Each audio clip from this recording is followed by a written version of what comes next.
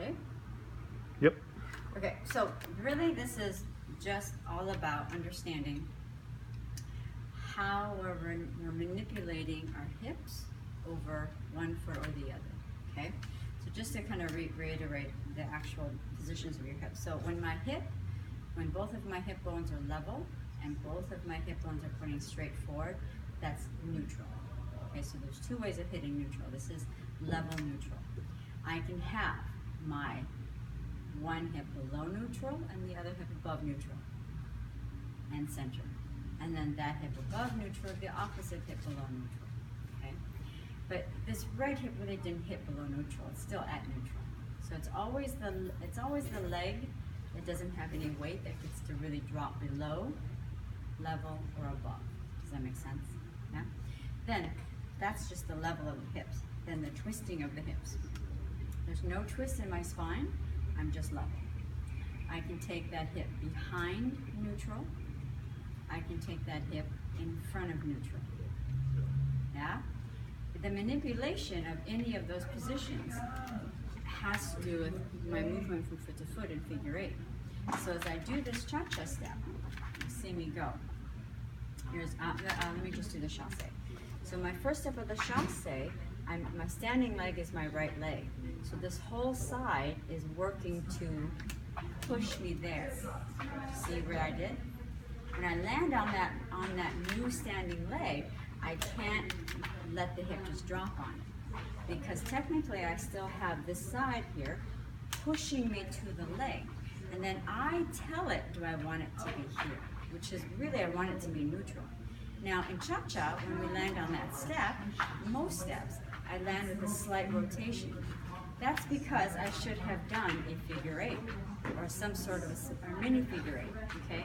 So this hip is pushing it up and side and back, and then now I'm here. This is how I arrive at this position. If I do this, I've let my hip center, right, just dump into that leg. Rather than, that center is always lifted anyway. I have to land here. Because now this new standing leg can manipulate bringing this side of the hip in and that foot.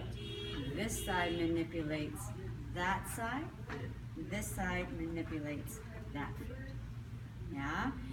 When you do, we'll do this part next time a little more, but when you do a check, watch, from your checks, 2, 3.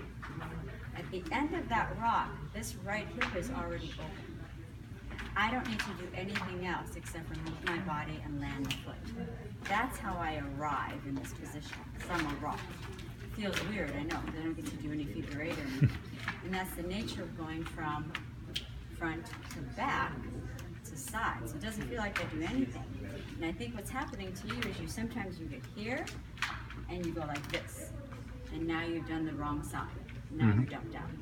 So 2, 3, that hip is already open. Just land the foot underneath you. Now you're in position to pull with that hip in. And now here, use that whole side, release the heel, push, just to level, not to below.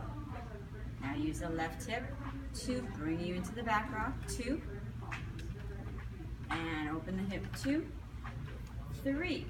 This 3 to the next floor, 4 is just exactly normal figure 8 action. This one really should feel like that. I settle and I rotate, I bend that back knee to get there, and that's how that hip ended up there. And then this hip pulls it in. This hip pushes it out.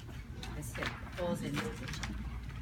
So my finished position over any standing leg at any given point is going to be this hip bone right over top of the foot. Whether it's I land slightly behind neutral or land in neutral. The only reason you'd ever land here in front of neutral is if I decided to land in a position or a pose. Meaning if I decided to land in a position or a line connected to my partner or something. Right? But if I'm going to continue movement, I've got to land somewhat here, neutral, so that I can move into the next action, move into the next action, move into the next action. Alrighty.